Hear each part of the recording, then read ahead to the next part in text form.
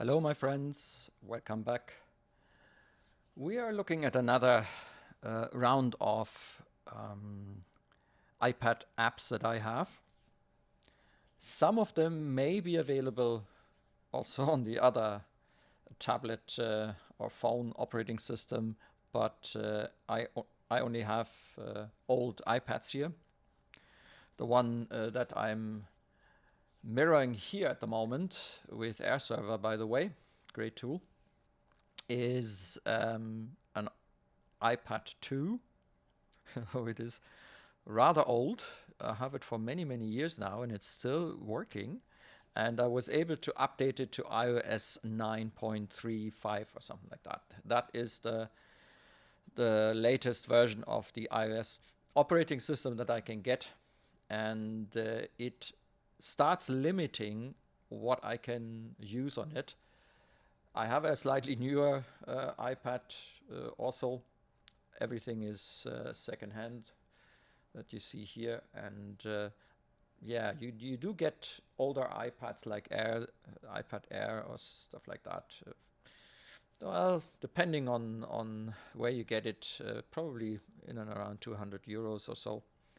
You don't need that much memory, so you can actually choose the 16 gigabytes options, or in the case of the one that you see here, I think it has only 8 gigabytes. So it was a rather small thing, but you do get them relatively cheap. And if you get them by something like Rebuy or so, you know, there are several sites out there, also available in Germany, where you can get reasonably priced old hardware.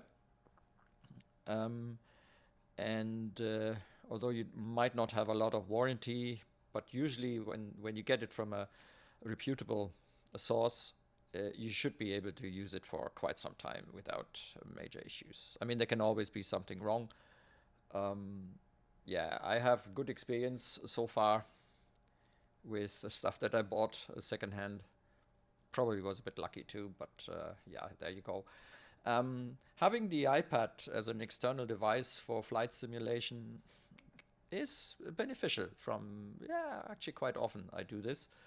You might not realize it because you don't see normally in my screen. I chose to go for Air Server because of this series, and possibly because I intend to use it on maybe even during streams, that I would show up the iPad screen from time to time with certain things. I don't know, like, so I'm still deliberating how I'm going to use this. But let's go to what this is all about. Today we're looking at a freeware slash payware sort of app. Depends on what you want. It's called XMapper TNG.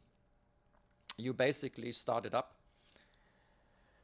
and it tries to connect to X-Plane, and unless you have messed up your settings in X-Plane, the network settings, I think it immediately detects, and that's a good thing about X-Plane, it immediately detects your network. You basically check here, yeah, and make sure that you haven't turned anything off in X-Plane. Then this tool should automatically connect. Yeah, you see maps here. It automatically brings you into, I'm not sure what the map provider is. I can't really see it. I suppose when you press on legal here, it might actually show up some stuff. Okay, and you see where the map data comes from. We have to assume that they have done this correct. Okay, so yeah, and here we are. By the way, we are in Beirut, and there is a fantastic new scenery available. Freeware from Labor Design, or what they're called. I'm going to make a little video about it soon too, and I'm going to use it for the one or the other stream. And as you can see, it is basically a very simple service that brings you into the map. You can choose between the normal OpenStreetMap view of things, okay? You can choose to have the hybrid or the satellite only. All right.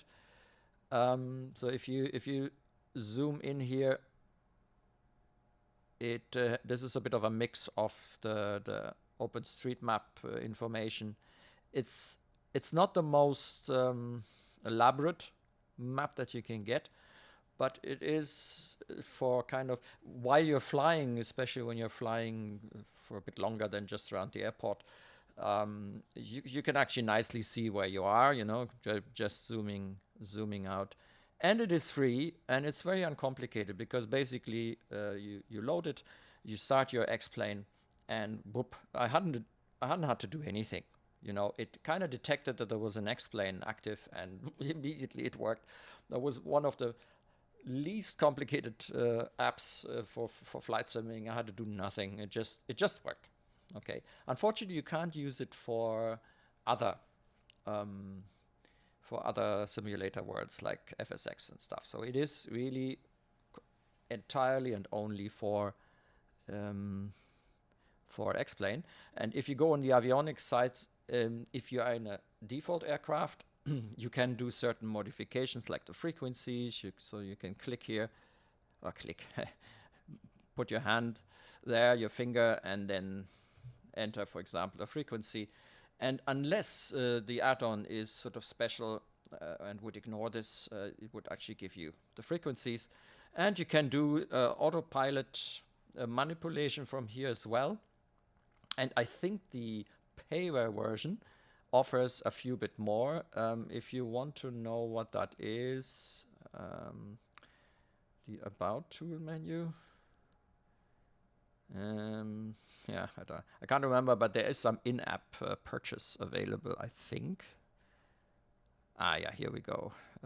Explain compatibility, open. I thought there's, well, anyway, there is a payware version available, and I think they might offer you some more options that I don't need. You can actually choose to center on your aircraft, and when you're flying, what it would do is it would actually show you the flight path. Now, I'm not going to move as part of this video, but you would then see an orange line that followed your flight path, and you can actually see where you've been flying and the route and so on. So it's a very simple one. As I say, the basic version is free on the App Store of Apple, and there you go. Very simple tool, cheap, works, does exactly what it says on the tin. And that's it. Yeah, it does exactly what it says on the tin. Until next time.